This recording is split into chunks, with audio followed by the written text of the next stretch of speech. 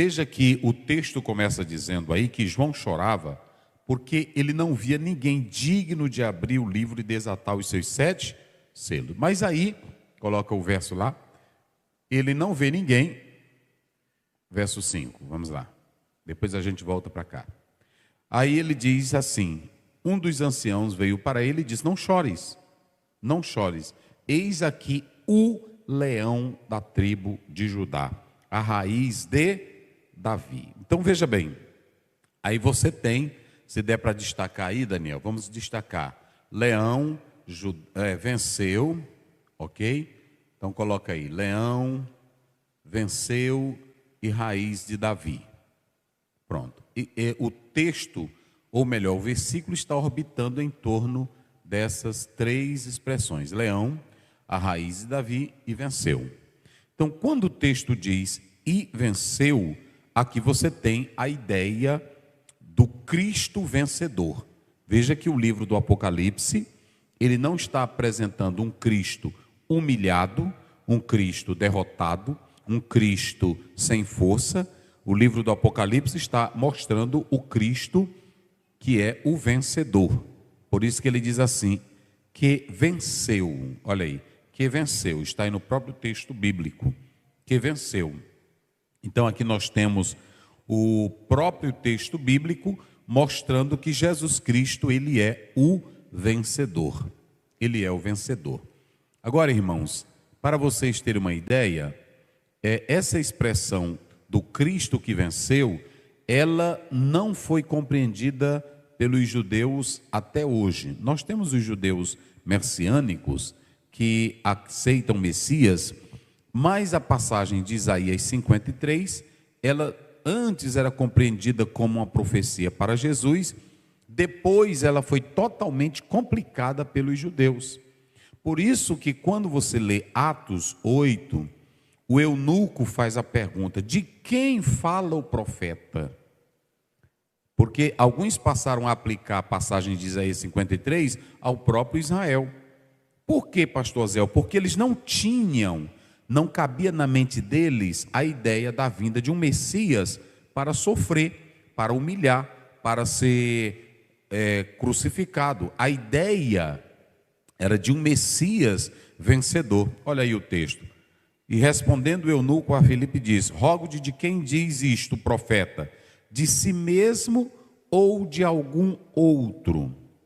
Existem pessoas que dizem que o eunuco estava lendo, mas não estava entendendo nada. Ele estava lendo e estava entendendo. Ele não só sabia a quem estava sendo direcionado o texto. Ele estava tendo um problema de hermenêutica, de interpretação. Mas ele estava lendo. Ele era um homem culto.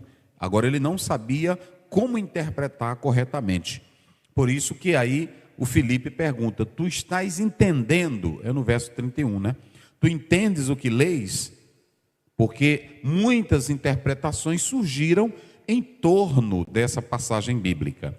Nós sabemos que hoje as confusões que estão tendo em relação à Bíblia, dizia Lutero, não é o problema da Bíblia, é o problema do leitor e do intérprete. A Bíblia, ela é uma só. O problema são os olhares no aspecto plural que as pessoas têm. Então, nem todo mundo tem uma mesma interpretação. E existem pessoas que elas leem a Bíblia e não têm uma hermenêutica correta, porque deixa eu dizer uma coisa para vocês. A Bíblia é a palavra de Deus, mas ela foi escrita em linguagem humana. E quando ela é escrita em linguagem humana, envolve um contexto cultural, envolve um contexto político, um cítis libé, envolve vários aspectos do cotidiano. Quem vai interpretar precisa estar a par dessa situação, senão não vai entender verdadeiramente o sentido da palavra de Deus. Por isso que é necessário uma interpretação correta das Escrituras Sagradas. E os judeus passaram a entender essa interpretação sobre o Cristo que haveria de vir, não como Messias sofredor. Basta você ler Lucas 2. Veja como é a oração, tanto de Isabel, como também de Maria. Em especial, você vê a oração de Isabel, o cântico de Isabel, o cântico de Maria. Qual é a ideia? Ele vem para dominar.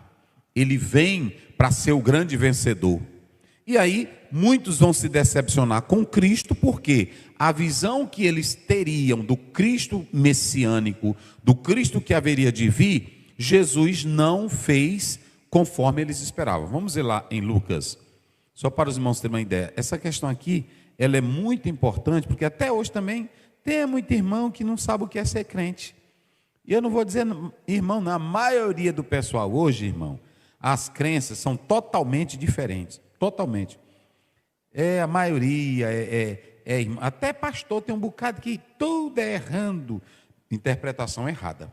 E a pior, e deixa eu dizer uma coisa para vocês, a pior interpretação é aquela que o irmão disse, eu estou orando e Jesus me revelou, foi assim. Essa é a pior.